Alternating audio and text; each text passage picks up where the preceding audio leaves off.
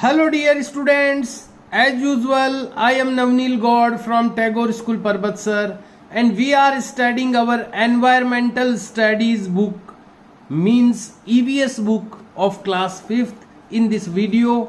इस वीडियो में हम लोग स्टडी कर रहे हैं हमारी EVS बुक क्लास 5th की एंड एज यू नो जैसा कि आप जानते हैं we have completed our 5th lesson and its question answers in our previous video.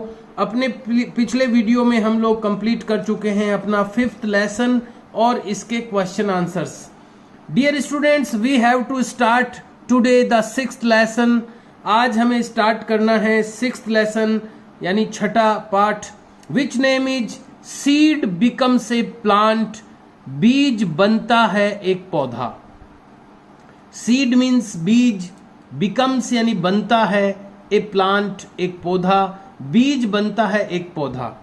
आप भी जानते हैं डियर स्टूडेंट्स, जब हम कोई बीज को जमीन में या गमले में डालते हैं और उसको जो एनवायरनमेंट मिलना चाहिए, जो पर्यावरण मिलना चाहिए, जो कंडीशंस मिलनी चाहिए वो अगर मिलती है, उसको लाइट जितनी उसको मिलनी चाहिए, जितना उसको वाटर मिलना चाहिए, जितना उसको ह्यूमिडिटी मिलनी चाहिए, आर्द्रता, यानी जो भी कंडीशंस उसको चाहिए वो अगर मिलती है तो वो अंकुरित हो जाता है. उसको इंग्लिश में हम कहते हैं जर्मिनेट हो जाता है. तो यहाँ पर इस लेसन में हम इसी से रिलेटेड कुछ स्टडी करने वाले हैं कि कोई भी सीड एक प्लांट कैसे बन जाता है, कोई भी बीज एक पौधा कैसे बन जाता है. Then let's start the lesson. आइए शुरू करते हैं लेसन को. यू हैव लर्न्ड, आप सीख चुके हैं, अबाउट प्लांट्स, पौधों के बारे में, इन योर प्रीवियस क्लासेस, आपकी पिछली कक्षाओं में.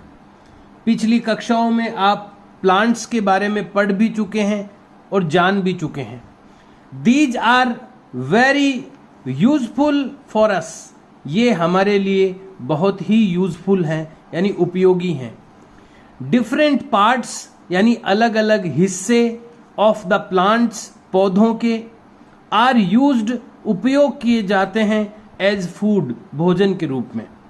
भोजन के रूप में अलग अलग पौधों के अलग अलग हिस्से उपयोग किए जाते हैं. किसी प्लांट के फ्लावर को यूज करते हैं हम, किसी प्लांट के रूट्स को यूज करते हैं, जड़ों को यूज करते हैं, किसी प्लांट के स्टेम को हम खाते हैं, किसी प्लांट के सीड यानी बीज को हम ईट करते हैं, खाते हैं. तो अलग अलग पार्ट जो है प्लांट्स के, अलग अलग प्लांट्स के अलग अलग पार्ट्स को हम यूज करते हैं फॉर ईटिंग, खाने में. So it is written here, ये यहां पर लिखा हुआ है. थिंक एंड टेल, सोचें और बताएं. यहां पर एक आपको टेबल ड्रॉ करने के लिए दी गई है. यहां पर एक टेबल ड्रॉ करनी होगी आपको. तो मैं आपको इसका, और ये आपको written work, as a written work करना है अपनी नोटबुक्स में. तो मैं आपको बताता हूं क्या करना है. थिंक एंड टेल, सोचें और बताएं. फूड आइटम्स यानी भोजन के आइटम्स, भोजन यानी खाने के आइटम्स, आर गिवन, दिए गए हैं, इन द फॉलोइंग टेबल, निम्नलिखित टेबल में. निम्नलिखित टेबल यानी फॉलोइंग टेबल में फूड आइटम्स आर गिवन यानी दिए गए हैं. टेल यानी बताओ, विच पार्ट ऑफ द प्लांट, की पौधे का कौन सा हिस्सा, वी ईट, हम खाते हैं, in the form of food, भोजन के रूप में, भोजन की फॉर्म में, फॉर्म यानी रूप में, कि प्लांट का कौन सा पार्ट हम भोजन के रूप में खाते हैं. ये आपको क्वेश्चन राइट डाउन करना है. थिंक एंड टेल, पहले आपको ये मेंशन करना है. Then you have to note down the question, then you have to draw the table. उसके बाद में आपको ये टेबल ड्रॉ करनी है ऑफ 2 कॉलम्स, 2 कॉलम हैं इसमें, and 1 2 3 4 5 6 7 and 7 rows. 2 columns and 7 rows in this table, इस टेबल में है। The first column is a small width, has a small width, पहला जो कॉलम है वो कम चौड़ाई का है। And the second column has more width, इसमें ज्यादा विड्थ है। So make this type of table, एक इस प्रकार की टेबल आप बनाएं। Then mention the heading of the column, column जो 2 कॉलम है उनके हेडिंग आप मेंशन करें। First columns heading is food items, पहला जो कॉलम है उसका हेडिंग है फूड आइटम्स, इसमें यहां पर फूड आइटम्स दिए गए हैं। And the second column heading is which part of the plants, plant का कौन सा पार्ट, प्लांट का कौन सा हिस्सा वी यूज एज फूड, हम उपयोग करते हैं फूड के रूप में। तो जैसे कि यहां पर प्लांट्स के नेम्स दिए गए हैं, पौधों के नाम दिए गए हैं, आप देख पा रहे हैं। फर्स्ट इज राइस यानी चावल, सेकंड इज एप्पल यानी कि सेब, थर्ड इज कैरेट यानी गाजर, फोर्थ इज पर्ल मिलेट यानी बाजरा, फिफ्थ इज रेडिश मीन्स मूली, सिक्स्थ इज ओनियन यानी प्याज। There are 6 food items given here, यहां पर 6 प्रकार के ये फूड आइटम्स दिए गए हैं। फिर से बताना चाहूंगा, राइस चावल, एप्पल मीन्स सेब, कैरेट मीन्स गाजर, पर्ल मिलेट को ब्रैकेट में लिखा हुआ है बाजरा, नंबर 5 रेडिश यानी मूली, एंड 6 अनियन यानी प्याज। अब हमें ये सामने लिखना है कि राइस जो है वो प्लांट का कौन सा हिस्सा होता है। प्लांट में जो राइस हम लोग यूज करते हैं, जिस राइस को हम लोग यूज करते हैं ईटिंग के लिए, वो प्लांट का कौन सा हिस्सा है। ऐसे ही एप्पल जो है वो कौन सा हिस्सा है प्लांट का। कैरेट यानी गाजर जो है वो प्लांट का कौन सा पार्ट होता है। जो गाजर हम खाते हैं वो प्लांट का फ्लावर है कि सीड है कि रूट है कि स्टेम है, कौन सा पार्ट है। ऐसे ही बाजरा जो हम खाते हैं वो प्लांट का कौन सा पार्ट है। ऐसे ही रेडिश जो है जो हम यूज करते हैं वो प्लांट का कौन सा पार्ट है। ऐसे ही अनियन प्याज जो हम खाते हैं वो प्लांट का कौन सा हिस्सा है। तो मैं यहां पर आपको बताना चाहूंगा कि राइस जो होता है, जो चावल हम खाते हैं वो क्या होता है पता है, वो सीड है। चावल जो हम खाते हैं वो सीड है। यहां पर मैंने लिखा है, मैं आपको शो करना चाहूंगा।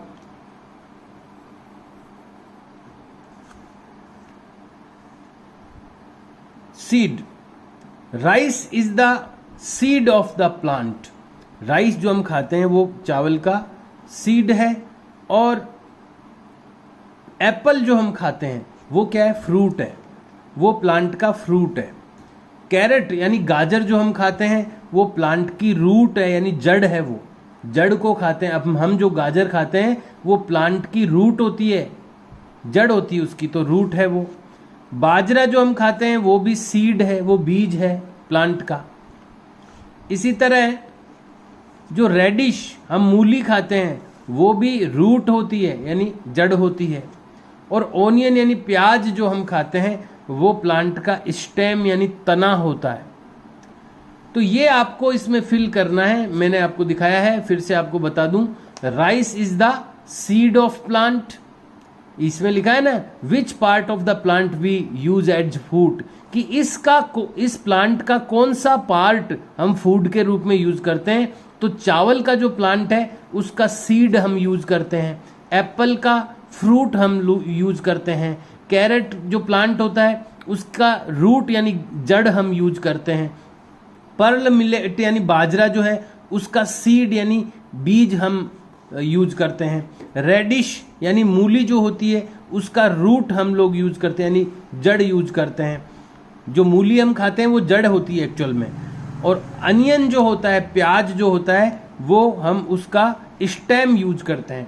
तो ये एक आपको टेबल बनानी है और इस तरह से फिल करना है। ये सब चीज़ें आप यहाँ पर आगे फिल कर सकते हैं। मैंने यहाँ पर आगे जो स्पेस छोड़ा है वो आपको पीछे छोड़ना है, ये यहाँ पर आपको फिल करना है। So you have to do this written work from here to here. You have to mention think and tell. First of all, you have to mention lessons number and lessons name, and then you have to mention think and tell. Then you have to note down the question, and then you have to draw the table and fill it. और इसको fill करना है. Let's go in the next page. आइए चलते हैं अगले page में. Process of becoming a new plant. Process यानी होती है विधि, तरीका. ऑफ बिकमिंग यानी बनने का.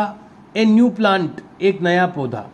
एक न्यू प्लांट के बनने का प्रोसेस, एक नए प्लांट के बनने का तरीका कि एक नया प्लांट कैसे बनता है. यहां पर एक कन्वर्सेशन दे रखी है, एक बातचीत दे रखी है कुछ बच्चों की, जिसमें पिंटू है, श्रुति है. पिंटू और श्रुति दो बच्चे हैं. ये आपस में कुछ कन्वर्सेशन कर रहे हैं, बातचीत कर रहे हैं. पिंटू सेज, पिंटू कहता है. श्रुति लुक, श्रुति देखो. Under the Neem tree, Neem tree के नीचे, नीम के पेड़ के नीचे. And in basil pot, basil यानी होती है तुलसी. तुलसी का गमला जो होता है उसको बसिल पॉट कहते हैं. तो वो जो पिंटू होता है वो श्रुति को कहता है कि नीम के पेड़ के नीचे और बसिल पॉट यानी तुलसी के गमले में देखो. न्यू एंड स्मॉल, नए और छोटे. सैपलिंग, सैपलिंग का मतलब होता है छोटा पौधा, एकदम नन्हा सा पौधा, उसको सैपलिंग कहते हैं. तो वो कहता है न्यू एंड स्मॉल यानी नए और छोटे. सैपलिंग यानी प्लांट्स यानी छोटे छोटे पौधे. आर बीइंग सीन, दिख रहे हैं. तो श्रुति को वो दिखाता है कि देखो नीम के नीचे और तुलसी का जो प्लांट का जो पॉट है, जो गमला है, उसमें सैपलिंग दिख रहे हैं, छोटे छोटे नन्हे नन्हे पौधे दिख रहे हैं. श्रुति कहती है यस ब्रदर, हाँ भाई. देयर आर मैनी सैपलिंग्स, यहाँ बहुत से सैपलिंग्स हैं यानी यहाँ बहुत से नन्हे पौधे हैं. ब्रदर भाई. Where have these saplings come from, where यानी कहाँ, have these saplings come from यानी आए हैं, से आए हैं, यानी ये जो नन्हे नन्हे सैपलिंग्स हैं ये कहाँ से आए हैं. Who has brought them here, कौन. हैज ब्रॉट यानी ला चुका है, देम यानी उनको, हियर यानी यहाँ, उनको यहाँ कौन लेकर आया है. ये जो छोटे छोटे पौधे उगे हैं नीम के नीचे या बसिल पॉट में, ये छोटे छोटे पौधे कहाँ से आए हैं, कौन इनको लाया है. पिंटू सेज, पिंटू कहता है. Shruti during rainy season, rainy season के दौरान यानी बारिश के मौसम के दौरान. द प्लांट्स ग्रो नेचुरली, पौधे उगते हैं प्राकृतिक रूप से, अपने आप. नेचुरली यानी प्राकृतिक रूप से. पिंटू कहता है Shruti during rainy season, rainy season के दौरान यानी बारिश के मौसम के दौरान. द प्लांट्स ग्रो नेचुरली, जो पौधे होते हैं वो नेचुरली ग्रो करते हैं यानी प्राकृतिक रूप से उगते हैं, अपने आप उगते हैं. श्रुति कहती है ब्रदर भाई. आई हैव अपरूटेड, अपरूटेड का मतलब होता है उखाड़ना, किसी पौधे को उखाड़ना. आई हैव अपरूटेड, मैं उखाड़ चुकी हूं. ए सैपलिंग, एक छोटे पौधे को, मैं एक छोटे पौधे को उखाड़ चुकी हूं, उसको अपरूट कर चुकी हूं. सी देखो, what is seen here in, इसके अंदर क्या दिख रहा है. देखो इसके अंदर क्या दिख रहा है. उसने एक पौधा उखाड़ा छोटा सा और कहा कि देखो इसके अंदर क्या दिख रहा है. पिंटू सेज, पिंटू कहता है. श्रुति दिस इज नीम सैपलिंग, ये नीम का छोटा पौधा है. द रूट्स ग्रोइंग इन निम्बोली, देखो नीम का जो नीम सीड, नीम का जो बीज होता है उसको निम्बोली कहते हैं. आपने देखी है कभी निम्बोली, एकदम छोटी सी बेर जैसी होती है, उसको निम्बोली कहते हैं. नीम सीड भी कह सकते हैं उसको, नीम का पौधा, नीम का बीज भी कह सकते हैं. तो वो कहता है कि द रूट्स ग्रोइंग इन निम्बोली, निम्बोली जो होती है, नीम का जो बीज होता है उसके अंदर ग्रोइंग यानी उग रही है, रूट्स यानी जड़ें, निम्बोली में जड़ें उग रही है. आर सीन हियर इन, इसके अंदर दिखाई दे रही है। जो पौधा श्रुति ने उखाड़ा था उसके अंदर, निम्बोली के अंदर जड़ें उगती हुई दिखाई दे रही है। दिस इज द थिंग, ये वो चीज है, विच टर्न्स, जो बदलती है, इनटू ए सैपलिंग, एक छोटे पौधे में। कि ये जो जड़ें उग रही है इसके अंदर, ये बाद में एक सैपलिंग में बदल जाती है, एक छोटे पौधे में बदल जाती है। एंड इट इज कॉल्ड, और इसको कहते हैं ट्री, पेड़। When it is grown up, जब ये बड़ा हो जाता है तो हम इसी को फिर पेड़ कहते हैं, ट्री कहते हैं। प्लांट इट बैक, इसको उगा दो। प्लांट यानी उगा, पौधा भी होता है, प्लांट यानी उगाना भी होता है। पौधे को भी प्लांट कहते हैं, पौधा लगाने को भी प्लांट कहते हैं।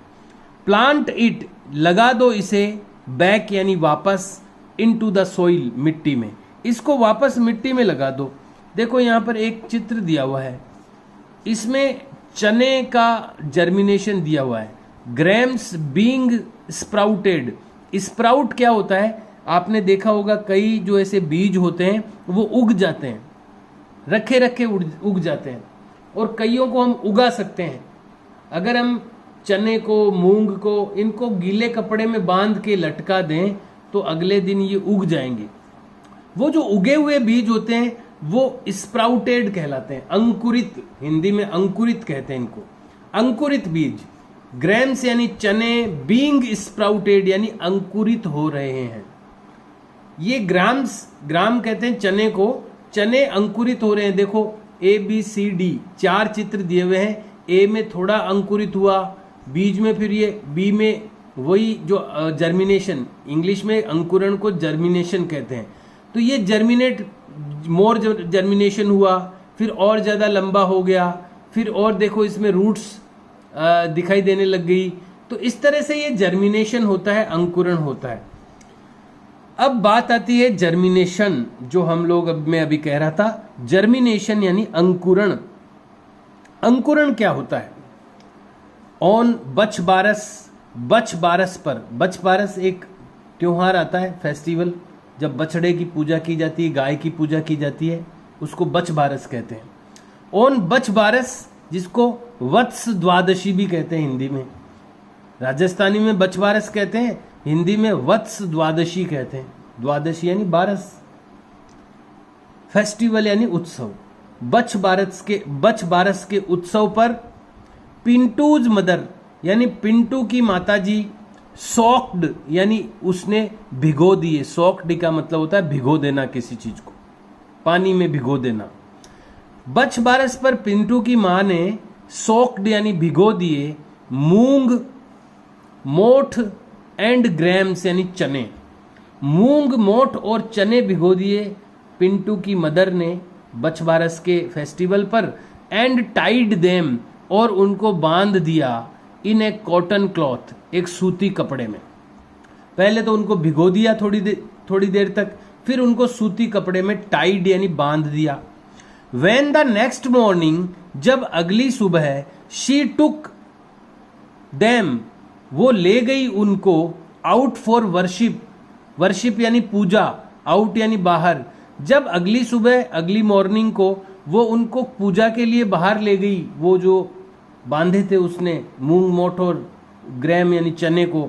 श्रुति वाज सरप्राइज्ड, तो श्रुति बड़ी आश्चर्यचकित थी, सरप्राइज्ड थी, क्योंकि वो जो मूंग, मोठ और चने थे वो उग गए थे, स्प्राउटेड हो गए थे। वो उनमें से सफेद सफेद इसकी थ्रेड लाइक स्ट्रक्चर यानी धागे जैसी संरचनाएं बाहर आ गई। तो श्रुति जो थी वो बड़ी सरप्राइज्ड हो गई, बड़ी आश्चर्यचकित हो गई कि ये क्या हुआ। श्रुति कहती है, मदर, माताजी, व्हाट इज दिस, क्या है ये, वाइट थ्रेड लाइक, सफेद धागे के जैसे, विच हैज कम आउट, जो कि बाहर आए हैं, ऑफ मूंग, मूंग से। ये मूंग से बाहर जो सफेद धागे जैसे चीजें आई है, वाइट यानी सफेद, थ्रेड यानी धागे, लाइक यानी तरह, सफेद धागे की जैसे ये जो मूंग के बाहर ये जो स्ट्रक्चर आई है, ये जो संरचना आई है, निकली है, ये क्या है? पिंटू कहता है this is the root of moong, ये मूंग की जड़ है। This is the root, root यानी जड़। This is the root of moong, ये मूंग की जड़ है। When a seed is placed, जब किसी बीज को रखा जाता है इन वेट सोइल, गीली मिट्टी में, और सॉक्ड या भिगो दिया जाता है, एंड टाइड और बांध दिया जाता है। या तो किसी बीज को गीली मिट्टी में दबा दिया जाता है या उस बीज को भिगो करके टाइड यानी बांध दिया जाता है। Roots come out of it, जड़ें बाहर आ जाती है इससे। भले ही हम किसी सीड को सोइल के अंदर रख दें, प्लेस्ड कर दें, या उस बीज को भिगो करके 2-4-5 घंटे और फिर बांध दें, टाइड कर दें उसको, तो इन दोनों ही सिचुएशन में, भले ही वो जमीन में बोया हुआ है, भले ही उसको भिगो करके बांधा हुआ है, दोनों ही सिचुएशन में जो रूट्स हैं उसकी वो कम आउट यानी बाहर आ जाती है। लेटर, बाद में, एक कंप्लीट प्लांट, एक पूरा का पूरा पौधा, कम्स आउट ऑफ इट, इससे बाहर आता है। इट इज कॉल्ड, इसको कहते हैं जर्मिनेशन यानी अंकुरण। हिंदी में इसको अंकुरण कहते हैं, इंग्लिश में इसको जर्मिनेशन कहते हैं। यानी जर्मिनेट हो जाता है, वो जो सीड होता है वो जर्मिनेट हो जाता है, अंकुरित हो जाता है। You can also try it, तुम भी इसकी कोशिश कर सकती हो, तुम भी इसको ट्राई कर सकती हो। अब यहां पर एक डू यू नो दिया हुआ है, क्या आप जानते हैं? सीड जर्मिनेशन यानी कि बीज का अंकुरण, डिपेंड्स ऑन, निर्भर करता है। अब बीज का जो अंकुरण है वो किस बात पर डिपेंड करता है, किस चीज पर निर्भर करता है? ऑन बोथ, दोनों चीजों पर, दो चीजों पर निर्भर करता है। इंटरनल एंड एक्सटर्नल फैक्टर्स, कुछ अंदर के कारक और कुछ बाहर के कारक। इंटरनल फैक्टर्स और एक्सटर्नल फैक्टर्स, इंटरनल यानी अंदर के, फैक्टर्स यानी कारक, कारक यानी कारण ही मान लीजिए आप। इंटरनल फैक्टर्स और एक्सटर्नल फैक्टर्स दोनों पर यह निर्भर करता है कि किसी सीड का जर्मिनेशन होगा कि नहीं होगा। ये कुछ अंदर की बातों पर निर्भर करता है, कुछ बाहर की बातों पर निर्भर करता है। इंटरनल फैक्टर्स इंक्लूड, अंदर के जो फैक्टर हैं, अंदर की जो बात है वो उसमें शामिल है। क्या क्या चीजें शामिल है? करेक्ट टेम्परेचर यानी सही तापमान मिलना चाहिए उसको जर्मिनेशन के लिए। करेक्ट टेम्परेचर यानी सही तापमान, अगर ज्यादा सर्दी होगी, बहुत भयंकर गर्मी होगी तो कोई बीज उगेगा नहीं। उसको बीज का मौसम चाहिए, बहुत तेज गर्मी भी नहीं चाहिए, बहुत ठंड भी नहीं होनी चाहिए। बीज का मौसम, सुहावना मौसम जब मिलता है बीज को, सही टेम्परेचर जब मिलता है, सही तापमान जब मिलता है, तब बीज उगता है। वाटर यानी उसको पानी भी मिलना चाहिए। ऑक्सीजन यानी उसको ऑक्सीजन भी मिलनी चाहिए और एयर या हवा मिलनी चाहिए। एंड समटाइम्स, और कई बार, लाइट और डार्कनेस यानी लाइट भी मिलनी चाहिए, अंधेरा भी रहना चाहिए। तो उसके लिए जो भी सिचुएशन होनी चाहिए, जो उसको सिचुएशन नीडेड है, जरूरत है जिन सिचुएशन की, वो अगर मिलती है किसी सीड को, तब वो जर्मिनेट होता है। ऐसा नहीं है कि अपन ने किसी भी मौसम में किसी भी बीज को बो दिया तो वो उग जाएगा, ऐसा नहीं है। बहुत सारी चीजें प्रभाव डालती है कि वो जर्मिनेट होगा कि नहीं होगा। टेम्परेचर भी करेक्ट होना चाहिए, उसको वाटर भी मिलना चाहिए, उसको ऑक्सीजन और हवा भी मिलनी चाहिए, उसको अंधेरा और प्रकाश भी मिलना चाहिए। तो इन सब बातों पर निर्भर करता है कि वो जर्मिनेट होगा कि नहीं होगा। अब यहां पर एक प्रैक्टिकल दिया हुआ है, सी एंड राइट डाउन, देखें और लिखें। देखें और लिखें, हमने क्या किया, देखो 3 कटोरियां ले ली। कटोरी को इंग्लिश में बाउल कहते हैं, BOWL, बाउल यानी प्याला, कटोरी। 3 कटोरियां ले ली, उसमें से एक कटोरी में तो हमने क्या किए, कुछ बीज रखे और पानी भर दिया उसमें, यानी बीजों को डुबो दिया हमने पानी में। दूसरी कटोरी में हमने गीले कपड़े के ऊपर बीज रखे और उसके ऊपर एक और गीला कपड़ा रख दिया, और तीसरी कटोरी में हमने केवल सूखे बीज डाल दिए बस। अब तीनों में से कौन से बीज जर्मिनेट होंगे बताइए? निश्चित रूप से बीच वाली कटोरी में होंगे। ए बी सी अगर तीन अपन नाम दे दें इन बाउल्स को, तो जो बी बाउल है, बीच की जो बाउल है, उसके जो सीड हैं वो जर्मिनेट होंगे, क्योंकि उनको सही टेम्परेचर मिलेगा, सही उनको वाटर मिलेगा। अब ए वाले में तो डुबो दिया अपन ने बीजों को, तो डूबने के कारण से उनको हवा भी नहीं मिल रही है, उनको जो टेम्परेचर भी सही नहीं मिल रहा है, तो ये इसके कारण से वो उगेंगे नहीं। तीसरे वाले में हमने उसमें पानी नहीं डाला, तो वो वाटर के बिना कैसे उगेंगे? तो बीच का जो कटोरी है जिसमें हमने गीले कपड़े के ऊपर उसको बीजों को रखा और फिर गीले कपड़े से और एक कपड़े से उसको ढक दिया, तो वहां पर जो बीज हैं उनको सही टेम्परेचर भी मिलेगा, वाटर भी मिल गया गीले कपड़े से, और बाकी जो चीजें अपन ने पढ़ी थी हवा भी मिल रही है उनको। तो वो बीच वाली जो कटोरी है उसके जो सीड हैं वो जर्मिनेट होंगे। यही चीज यहां पर लिखी हुई है, मैं आपको पढ़ करके बताना चाहूंगा। फर्स्ट पॉइंट में लिखा है टेक सम सीड्स, लीजिए कुछ बीज ऑफ मूंग, ग्राम और मोट। मूंग, चना या मोट के कुछ सीड्स ले लीजिए, बीज ले लीजिए।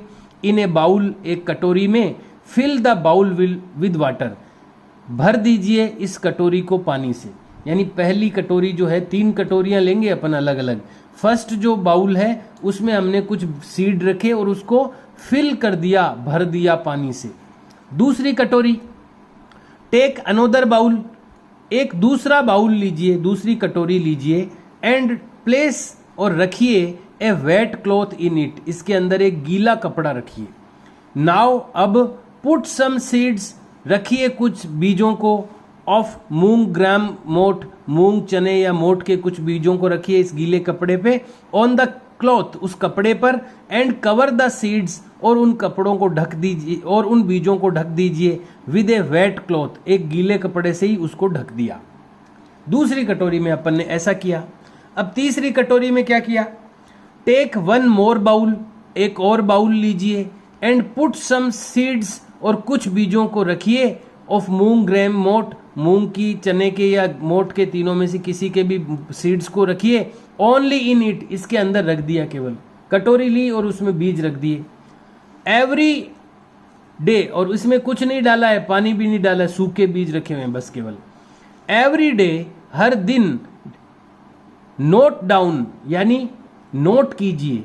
इन योर नोटबुक, आपकी नोटबुक में हर दिन नोट कीजिए द स्टेटस, यानी स्थिति ऑफ जर्मिनेशन, अंकुरण की जो स्थिति है कि कौन सा बीज अंकुरित हो रहा है, कौन सा नहीं हो रहा है। 4 दिनों तक आपको डेली देखना है उनको। और तीनों में क्या क्या दिखता है आपको? फर्स्ट डे, देखो ऐसी एक टेबल बनानी है। फर्स्ट डे आपको क्या दिखता है, सेकंड डे आपको क्या दिखता है, थर्ड डे आपको क्या दिखता है, और फोर्थ डे क्या दिखता है। तो इसमें बाउल 1 में first day, second day, third day और फोर्थ डे, ये बाउल 2 हो गई, ये बाउल 3 हो गई। बाउल 1 में तो हमने क्या किया था, डुबो दिया था बीजों को। बाउल 2 में हमने वेट क्लॉथ के ऊपर रखा और वेट क्लॉथ से उसको कवर किया। बाउल 3 में हमने केवल सूखे बीज डाल के छोड़ दिए केवल। तो यहां पर फर्स्ट डे आपको क्या दिखेगा? बाउल 1 में नो चेंज, बीजों में कोई चेंज नहीं दिखेगा। बाउल 2 में छोटे छोटे स्मॉल जर्मिनेशन, यानी छोटा जर्मिनेशन दिखेगा आपको, छोटा अंकुरण दिखेगा फर्स्ट डे। और बाउल 3 में नो चेंज। तीसरी कटोरी में तो खाली बीज आपने डाले ही तो हैं और कुछ नहीं किया, तो उसमें तो नो चेंज ही दिखेगा चारों दिन, कुछ भी नहीं दिखेगा। जैसे बीज पड़े हैं वैसे ही पड़े रहेंगे चारों दिनों तक। तो no change, no change, no change, no change, इसमें चारों में आपको नो चेंज लिखना है। और इधर क्या है, 3 दिन तक तो लगभग नो चेंज। पानी में जो डूबे हुए बीज हैं वो तो कोई परिवर्तन उनमें नहीं होगा और बाद में वो गल जाएंगे पड़े पड़े। द सीड मेल्टेड, चौथे दिन द सीड्स, एक नहीं है ज्यादा बीज हैं। द सीड्स मेल्टेड, मेल्टेड यानी गल गए, बीज गल गए, चौथे दिन बीज गल गए। और ये जो अपना दूसरी वाली बाउल है बीच वाली, जिसमें हमने गीले कपड़े पर रखा था बीजों को, उसमें फर्स्ट डे स्मॉल जर्मिनेशन यानी छोटा अंकुरण दिखेगा। सेकंड डे इम्प्रूव्ड जर्मिनेशन यानी प्रगति करता हुआ अंकुरण दिखेगा। फिर धीरे धीरे इम्प्रूव होता जाएगा। तो improved germination, improved germination, improved germination यानी प्रगति करता हुआ अंकुरण, प्रगति करता हुआ अंकुरण, प्रगति करता हुआ अंकुरण। जैसे जैसे दिन बीतेंगे वो जो उसका जर्मिनेशन है वो इम्प्रूव होता जाएगा, वृद्धि करता जाएगा। So dear students, you have to do this written work also. You have to note down the question from here. यहाँ से ये आपको क्वेश्चन लिखना है, यहाँ से लेकर, और ये आपको क्वेश्चन राइट डाउन करना है। और उसके बाद आपको ये टेबल ड्रॉ करनी है। कितने इसमें कॉलम है? 1 2 3 4 कॉलम है, और 1 2 3 4 5 इसमें रोज हैं। और ध्यान रखिए इन तीनों कॉलम का ऊपर ये एक लंबा आपको लिखना है। बाकी इसमें भी 2 कॉलम बनाने पड़ेंगे। ये तो डे हो गए, first day, second day, third day, fourth day. और इधर लिखा हुआ है स्टेटस ऑफ जर्मिनेशन यानी अंकुरण की स्थिति। मूंग, ग्रेम, मोट सीड्स, मूंग, चना और मोट के बीजों की। बाउल 1 में क्या हुआ, बाउल 2 में क्या हुआ, बाउल 3 में क्या हुआ। So you have to note down these information in this table. इस टेबल में आपको ये सारी इंफॉर्मेशन नोट करनी है। And you have to do this work also in written work. Written work में आपको ये भी करना है। Okay dear students, time is over now. Time अपना कंप्लीट हो गया है। We will meet in next video and we will study the next part of the lesson. Till that, see you and bye.